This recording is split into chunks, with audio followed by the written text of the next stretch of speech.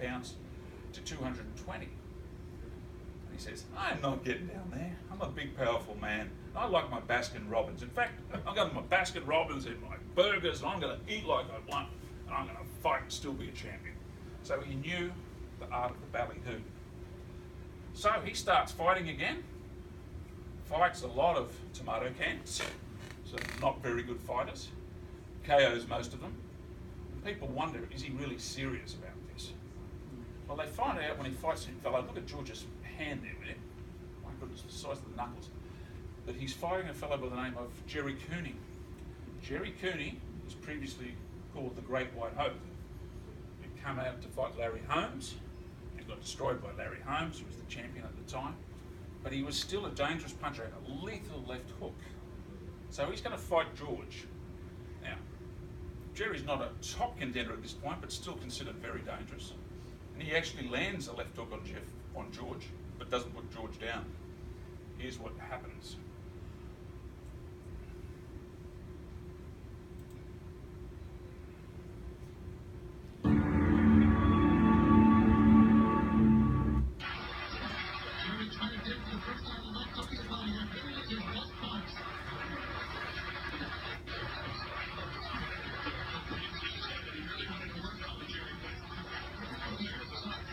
Sounds not too good.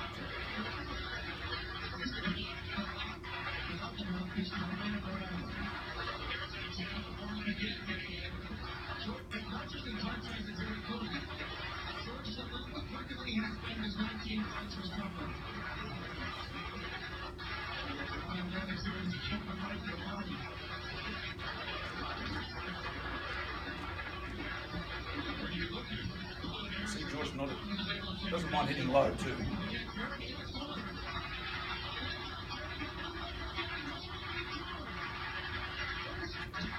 George is hurt.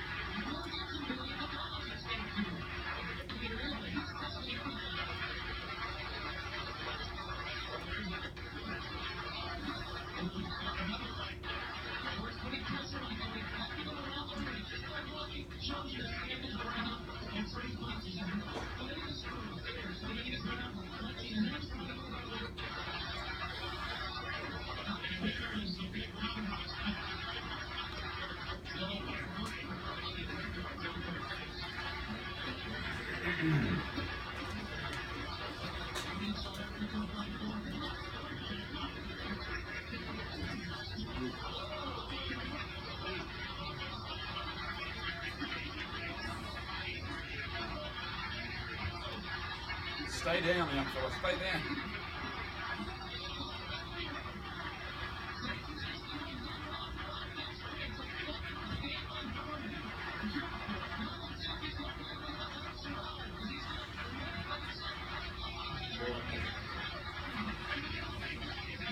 Bye-bye, Jerry. So, he's beaten Jerry Cooney, he's serious. Vander Holyfield becomes the new heavyweight champion through a lot of different swaps and changes. Vander Holyfield's a smaller heavyweight, built up from light heavyweight, only at about 180 pounds. How he got to 210, 215 of pure muscle,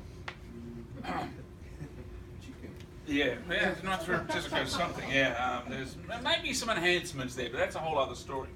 But still a very good fighter.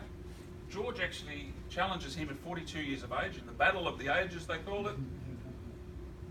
And at this point, George is even becoming more of a spruiker in the late 90s. He's now got his lean, mean grilling machine. Okay, he's selling millions of those. He sells that company for $145 million in the late 90s. So he is making money hand over fist. He's using his art of the ballyhoo and his newfound affable personality. No, he fights Foreman. He fights Holyfield, and he loses over 12 rounds. Pretty good fight. He lasted the distance, but Holyfield was just a little too young, a little too fast for him. Holyfield still says to this day that George hit him harder than anyone he's ever fought. So George was still pretty adept at 42. Now, Holyfield subsequently loses to a fellow by the name of Michael Moorer. And I'll come back to the ballyhoo. But yeah, Michael Moorer is a left-hander, which is called a southpaw. He fights in a different style. First left-hander to win the championship. And he too has been a light heavyweight who's built up. And George is so eager to fight him. George fights, after Holyfield, he fights 1 or 2 times, beats a couple of guys, a couple of not so great fighters, he beats them. But he hasn't fought for a year, year and a half. Everyone thinks he's retired. But George wants to come out. He is sure he can beat this guy because he's smaller. And he's not the top contender, so there's a bit of controversy. Why should George get to fight him? But don't forget, it's the red light district of sports. Money talks. And they know George, through his ballyhoo, he'll be able to promote this fight and get people to watch it. So it's Michael Moorer versus George Foreman on November 5th, 1994. 20 years to the day that he lost the championship to Muhammad Ali. He's actually wearing the trunks he wore that day, and he's got some of Muhammad Ali's trainers in his corner for this fight. Now, as a precursor to the fight, Moorer is trained by a fellow by the name of Teddy Atlas, who was a big trainer of Mike Tyson at one point, until he had to put a gun on Mike Tyson's head for giving his daughter a hard time, but that's a whole other story. And Teddy Atlas got a big scar down here from a switchblade. That's another story. This is the red light district of sports. But he tells Moorer, do not under any circumstances, even though George is 45 years of age, he's weighing in at 250, 260 pounds, do not stand in front of him, because he can still hit you and he can still hit you hard. Move around the guy, make him work. He said, don't stand near him at the end of the round, because George will do something flashy and everyone will say, oh, he won the round. He said, just box his ears off. This big guy's not going to last the distance. And for 9 rounds, Moorer does exactly that. Make no mistake, he's handing George his butt. But here's what happened eventually. And I might fast forward some of it so that we can get through it.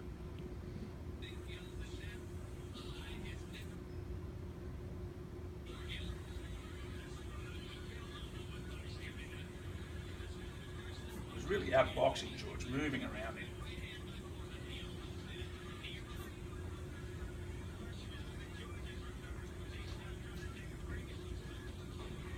He's giving it to George.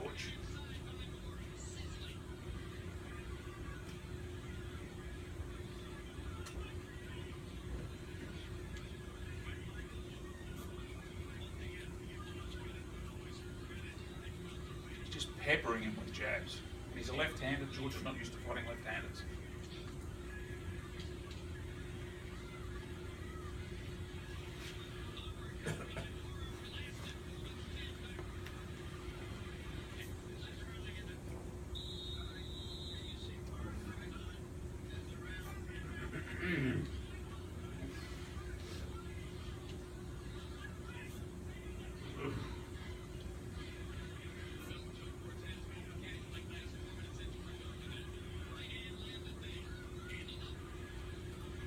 George is now starting to land. He's standing in front of him. Don't do that to George. He's trying that third punch again.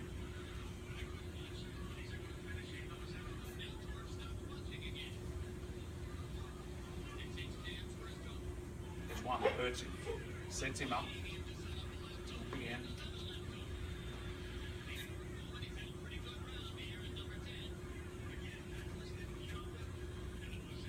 That's it. Watch this. Boom.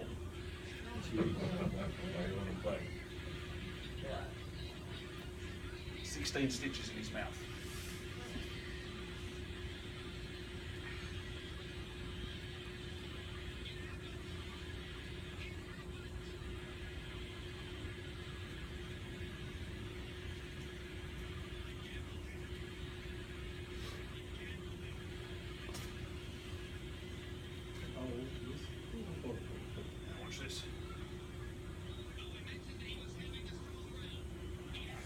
Strong rounder, right?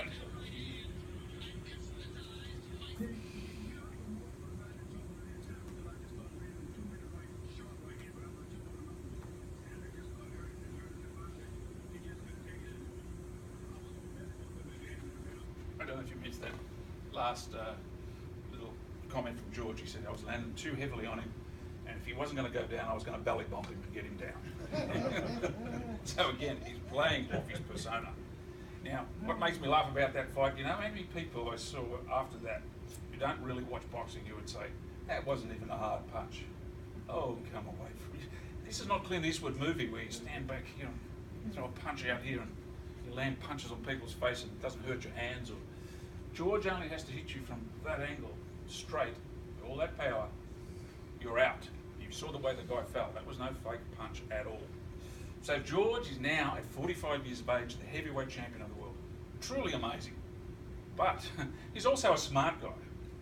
He realises there's a lot of heavyweights around now who are bigger than him, younger than him, like Riddick Bowe, Lennox Lewis, and they even ask him on television when he's doing colour commentary, George, you going to fight Riddick Bowe? You going to fight Lennox Lewis? No. No, I'm too busy that day. I can't. I got to be going down to the burger shop of Baskin Robbins. I can't be fighting those guys. He fights one more time, wins a very dubious decision in Germany, then fights a couple of times after that, actually puts his title out on hiatus. He doesn't really defend his title again. He knows, he's smart enough to know that he's not going to be able to fight these guys at 45 years of age. So he effectively retires.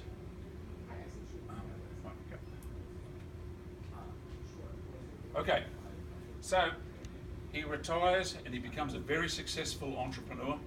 One of the favourite stories he has, of course, he tells many, he has 5 sons. They're all named George. Does anyone know why they're all named George?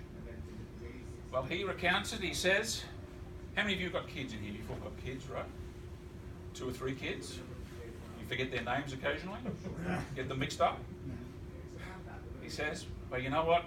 I fought Ken Norton, I fought Joe Frazier, and I fought Muhammad Ali. They all hit me in the head. What chance do you think I have when I get older that I'm going to remember names? So I'm going to call them all George. So what if they all come at the same time? He says, I'll know which one to pick out. They'll know by my tone of voice. I have a different tone for each one, he says. That's 3 of his sons. So he settled into a very successful life. Unlike a lot of other boxers who go through life and it's not too good for them when they finish. Joe Frazier, for one. Muhammad Ali suffered badly from Parkinson's, although he was a very revered figure. George, for all intents and purposes, is a very happy, affable guy. Where does he sit in terms of, in my opinion, in terms of great heavyweight champions? I'd rate him about 5th or 6th after, well, the top 3 will come in a second, but there's 4th is Larry Holmes, in my opinion, Lennox Lewis, and George close 6th there. He's still one of the better heavyweight champions out there. Although I don't think he would have beaten the top 3, in my opinion, just my opinion, everyone's got an opinion, Jack Johnson, Joe Louis, and Muhammad Ali. But again, ask me next week and I might change my mind. It's very subjective when you talk about that sort of thing. But I think what illustrates something about George and his true character is a little anecdote I had of just listening to him one night on HBO. He's talking to Jim Lampley, and Jim Lampley's commentating there, and he said, oh, so-and-so in the corner, and I forget who the fighter was. He's from Chicago. He's from the projects. He's got to be tough. George said, Jim, that's a lot of hooey.